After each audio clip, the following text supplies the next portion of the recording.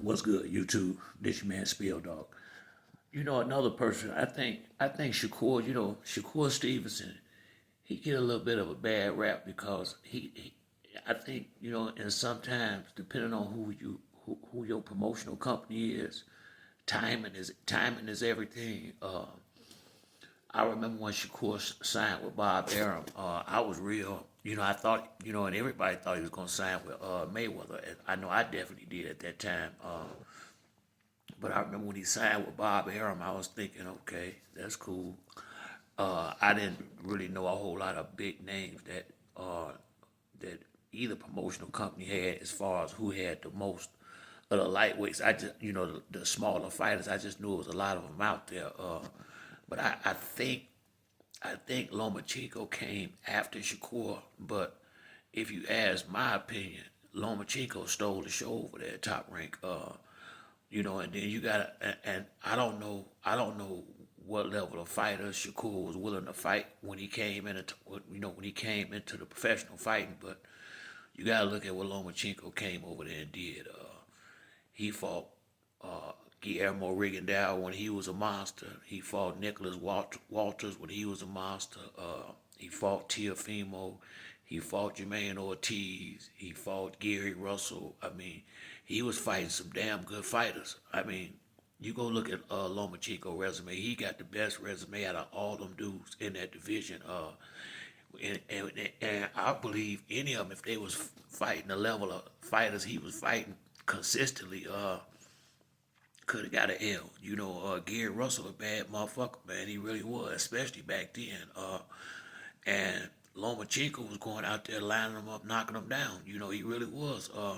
Like I say, after the little Salido hiccup, he was on a roll.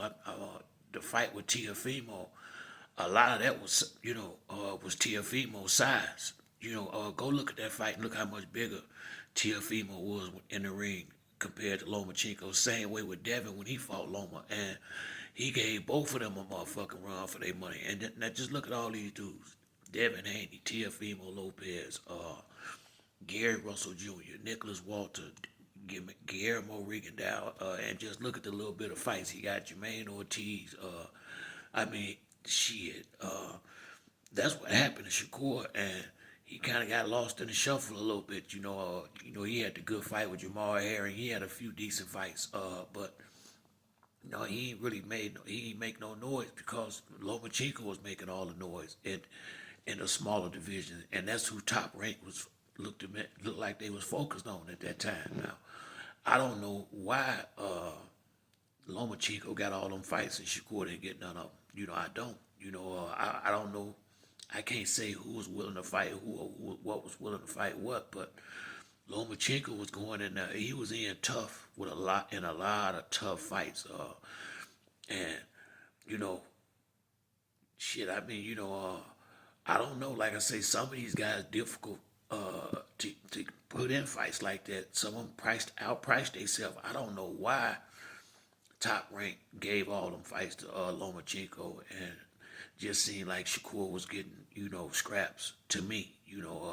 It could look different to somebody else. I watched every fight Shakur had because I said this a bunch of times. I thought when he first came out the Olympics and he got signed to the pros, that was the one I thought was gonna be the top dog until Floyd signed Tank, and I started watching Tank and watching Tank knock the motherfuckers out like he was, and watching him getting better and better and better fight after fight.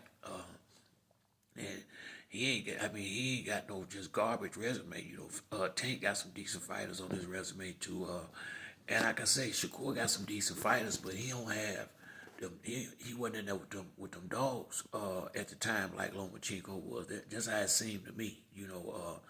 And I feel like that kind of really got him in the space he in now, where so many people, he just get. It just seems like he get a lot of, he get a lot of hate. Now some of that's personality too. He can do some crab shit with the fans at times, but I just feel like he was at Top Rank at the wrong time. And I really think, especially guys that's knowing they gonna be stars coming in the sport, because everybody don't know they gonna come out here and be a top fighter. But the guys like Keyshawn Davis, Keith Thurman, Earl Spence, Shakur, Bud, all them high caliber amateur fighters, Sean Porter, them guys, they knew they was gonna be good professionals because they was the top. They was on the top of the food chain in the amateurs. And if you notice about yourself, you need to be with a promoter that's looking that got you as one of the main focal points of the company. You know, you don't want to be nowhere, and they go get somebody like when Lomachenko and Tyson Fury came to top rank. You know, Bud, Shakur, all of them seemed like they just wasn't as, you know, I mean, Bud like this, and then again, maybe they could only get them in the ring with the guys they had, but Lomachenko he was in a lot of big fights, in my opinion. You know, he fought, you know, I would have liked to have seen Shakur get a lot of them guys that was in the ring with Lomachenko, to be honest with you. You know, Lomachenko ain't being all hard to negotiate with, evidently, you know, because it wasn't no reason why I felt like Shakur could have fought Devin. You know, I mean, you know, a lot of that shit I just felt like, I don't know, man. You know, I don't know nothing about how they what go on in negotiation for these fights. But they damn sure was able to get Lomachenko in them big fights.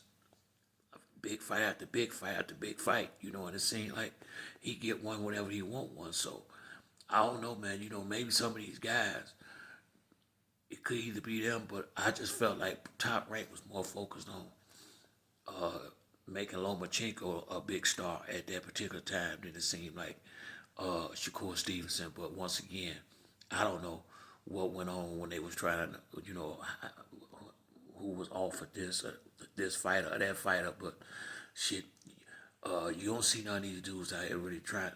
None of these brothers, they wasn't trying to fight Gary Russell. Everybody was dancing around. You know, Lomachenko, I think it was like his sixth or seventh fight. It might not have been that many. He jumped in the ring with Gary Russell and gave Gary Russell that work. I hate to say it. I was shocked. I couldn't believe it. I ain't gonna tell you no lie. I could not believe he handled Gary like he did. Now Gary had moments in the fight. He even had a knockdown that they didn't call late in the fight, but it still wouldn't have helped him on the scorecard. Lomachenko got with his glamour that night. I would have thought Gary Russell would have been screaming from the roof to get a rematch in that, and I ain't never really seen him really put no real pressure on to get back in the ring with Lomachenko. To keep it real, he barely even bring that man's name up. Lomachenko was a bad motherfucker. He really was. He was the real deal. So I think that's why Shakur in the space he in now, and he really need to go out there and have a big fight with somebody. He need to. It ain't got to be Tank, but he need to make him a big fight with somebody. That's why I think it was a mistake him and buddying up with Keyshawn like he did. And they try to be stars in the sport because that might be your fight right there. Y'all, buddy, you know.